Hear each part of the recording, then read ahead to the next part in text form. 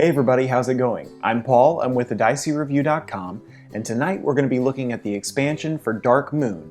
We're going to be looking at Dark Moon Shadow Corporation, the first expansion for the game being released by Stronghold Games. We're just going to be giving an overview of the new components and how they interact with the base game. For a full how to play of the base game, we'll leave a link in the description. Dark Moon Shadow Corporation comes with a number of new components, as you can see on the table.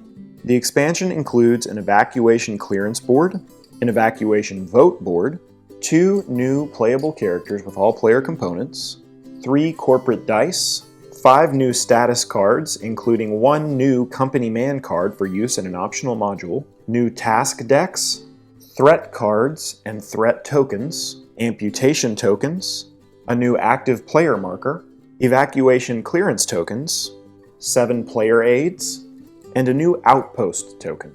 The game also includes 2 evacuation failure cards that will be shuffled into the task deck when the final event is reached.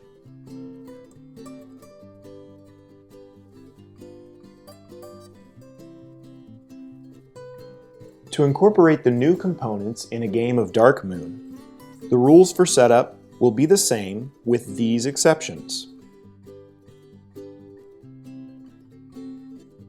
Add the 2 new character cards to the character deck. Add the 2 new final event cards to the final event deck.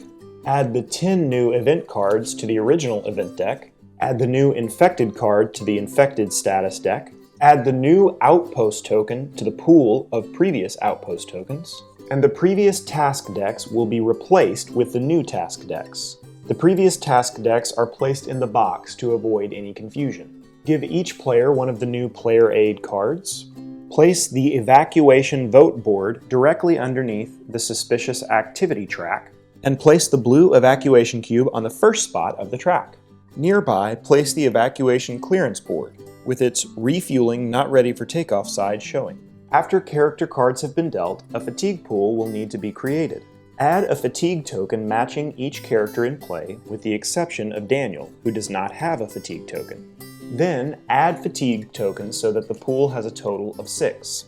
If there are 7 players and Daniel is not one of the characters in play, then the pool will have 7 fatigue tokens in it. It will still only take 6 tokens on the critical fatigue track for the infected players to win. Build the evacuation pool by adding an evacuation clearance token matching each character in play. Set the corporation dice and the amputation tokens near the board. When the commander is chosen, make sure that they also receive the commander die token. Next, the first player will need to be given the active player token. Since this expansion contains a ton of additional rules that impact the active player, after each player's turn it's very important that you pass the active player token to the next player. Corporation dice are one of the new components added into the game. The company has begun to actively interfere with the events on Titan. What will happen with these dice is after the active player has chosen a task card, but before each player chooses whether they are in or out, the active player has to secretly roll 2 of the corporation dice behind their screen, and then publicly submit 1 die. The dice will have all negative sides except for a 0, so chances are something bad will happen. But there's still the ability for infected players to bluff with this die. After the die has been submitted, the black cube will be moved based on what the die says. The second die is then removed without anyone seeing what the number was.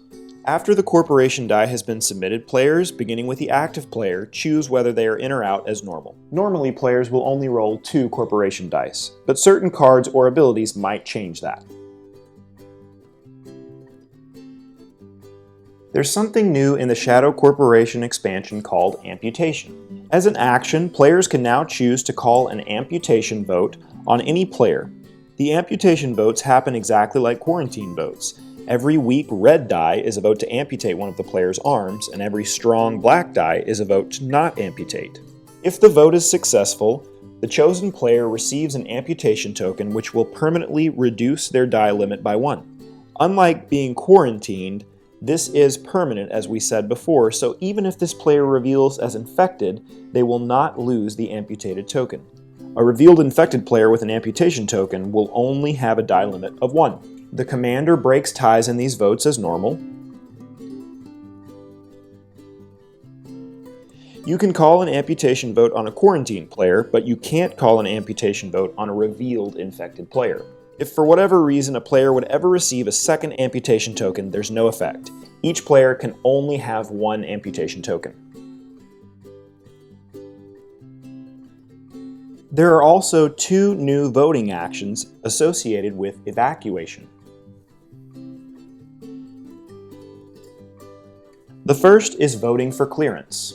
Choose a player to vote on, and once again, every weak red die is a vote to deny a player clearance or revoke their clearance if they've already been cleared to evacuate. Every strong black die is a vote to clear them for evacuation or maintain their clearance if they've been previously cleared. The commander will break ties as usual. If the vote's successful and the player hasn't already been placed on the evacuation board, place their clearance token on the first space of the evacuation board. If the vote fails and the player had already been cleared, take their token and put it back in the pool. If the evacuation board is full based on the player count, you can only call a vote on a character that is on the ship currently. So basically, if you're in a 4 or 5 player game, you can't call a vote for someone other than these two characters. The only two characters that you can call a vote on are these two to potentially kick them out of the ship.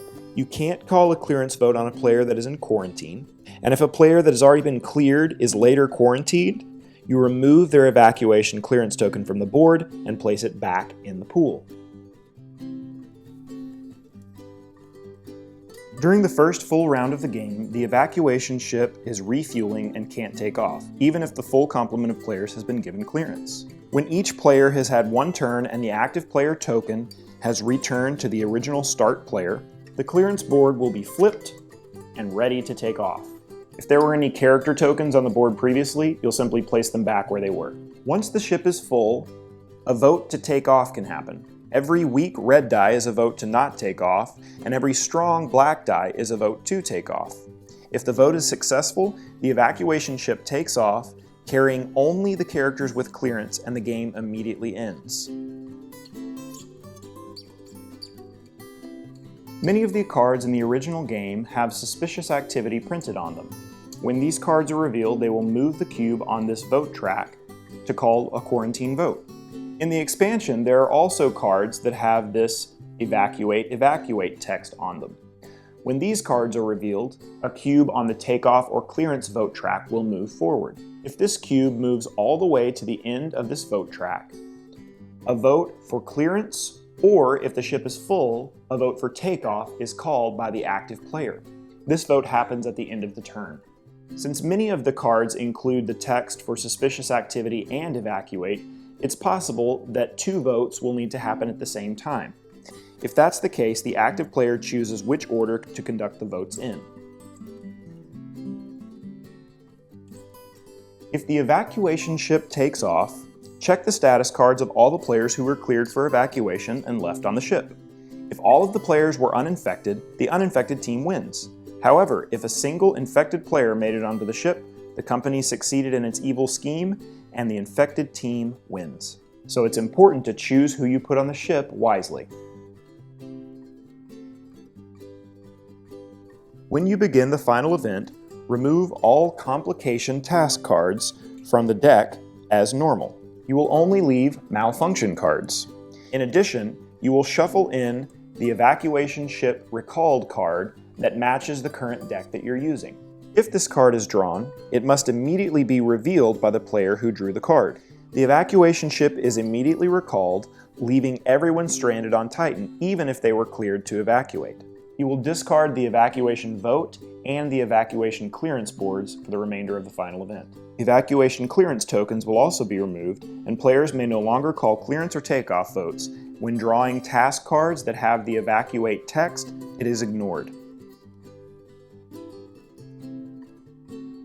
There are two optional modules included with the Shadow Corporation expansion.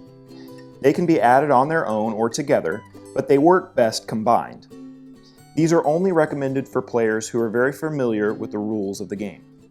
We'll go over each module in more detail now. If using the first optional Threat module, you will use threat cards and threat tokens that will be set next to the board. These tokens and cards will force the uninfected players to behave in very suspicious ways. During setup, shuffle and place the threat cards in a face-down pile near the start player. Separate the threat tokens into their respective types and place them near the board. After one full round has been completed, before the original start player is going to take their turn for the second round, a threat card will be dealt to each player. Any leftover threat cards will be removed and placed in the box. Each player will need to study their threat card carefully and make sure that they clearly understand the card's requirements before placing it face down next to their status card. The two examples that we have here are Retrieve Sample and Act Recklessly. These cards will force uninfected players to complete certain tasks during the game. If these tasks aren't completed correctly by the end of the game, the infected team will win.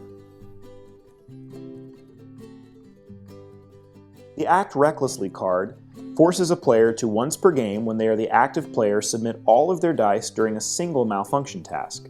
This can be done all at once or over the course of multiple rerolls. The Retrieve Sample card says that once per game, when a player is the active player, they have to call an amputation vote on another player and vote with a weak red die. You can only fulfill the requirements on your threat cards if you're the active player. If another player takes an issue order action and chooses you, you can't fulfill the requirements because you're not the active player.